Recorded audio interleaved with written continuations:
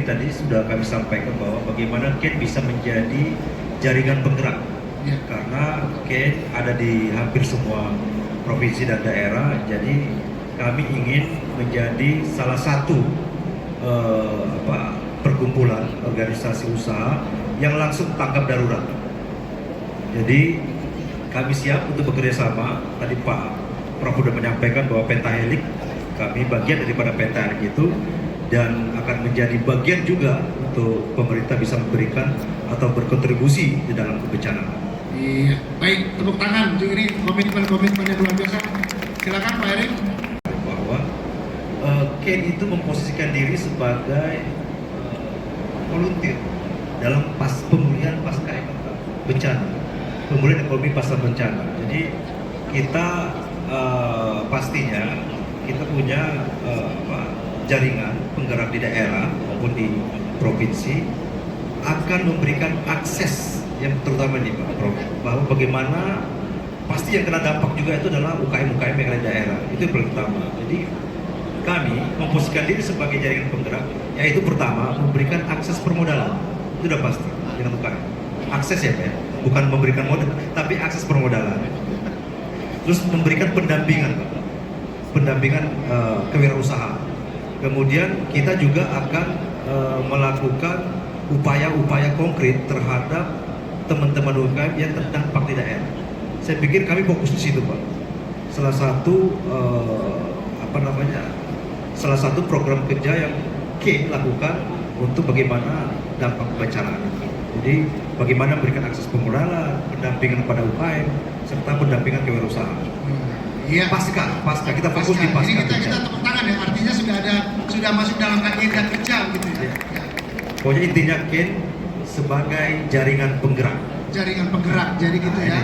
Karena kami hadir, karena Ken hadir di hampir seluruh provinsi Indonesia dan hampir 50% tempat-tempat rawan bencana.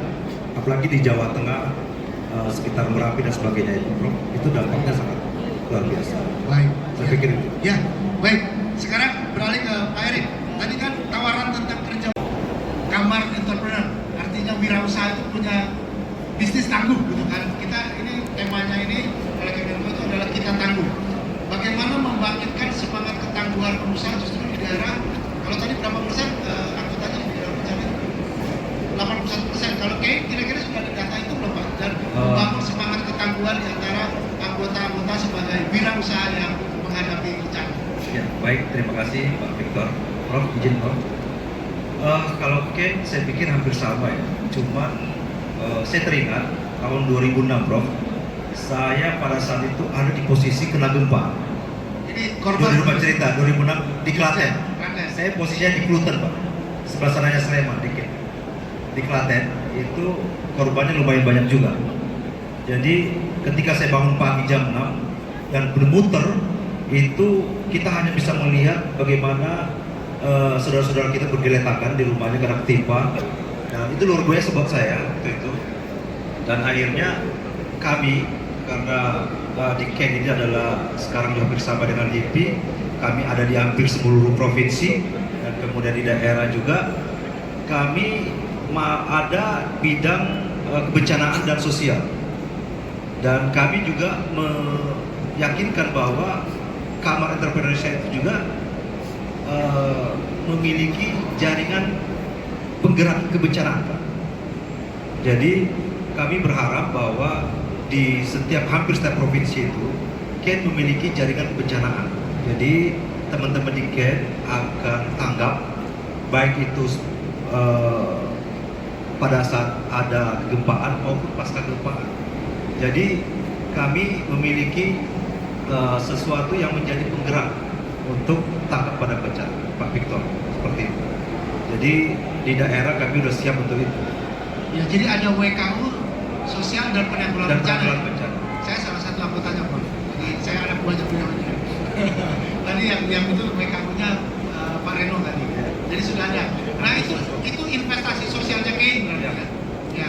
Nah tapi pertanyaannya seperti ini tadi, rasanya kita perlu pelatihan penguatan kapasitas ya. Tadi Pak Ketua Erik mengatakan perlu pelatihan bagaimana pemerintah bisa terlibat. Harapannya Ken begitu juga kan? Kalau kita bukan hanya di kebencanaan ya, karena kita harus menunggu ada bencana dulu, baru kita ada pelatihan. Tapi Kate itu sudah melaksanakan di dalam kewirausahaan pekerja migran.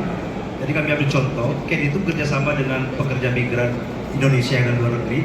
Kembali setelah dia kontraknya habis kembali ke Indonesia, kita melakukan pelatihan terhadap mereka untuk menjadi wirausaha. Dan itu gratis dari Kate. Jadi salah satu bentuk investasi sosialnya Kate terhadap kepedulian terhadap teman-teman PMI.